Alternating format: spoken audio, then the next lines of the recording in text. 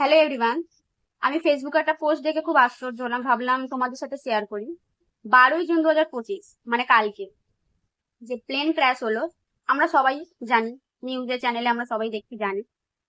কিন্তু আমি একটা জিনিস খুব আশ্চর্য হলাম।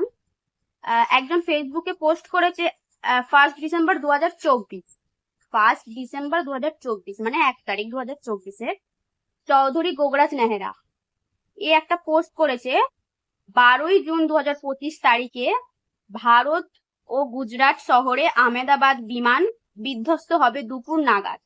এটাই আমার ভবিষ্যৎবাণী। সকলের সুস্থতা কামনা করি। আমি একটা জিনিস বুঝতে পারছি না যে এ কি করে জানলো। একটু আশ্চর্য হলাম, এ জানলো কি করে। এর পোস্টটা আছে 1 ডিসেম্বর 2024-এ, মানে আগের বছরই ধরতে গেলে। তোমরা সকলে গিয়ে একটু সার্চ করে দেখো, সত্যতাটা যাচাই করো।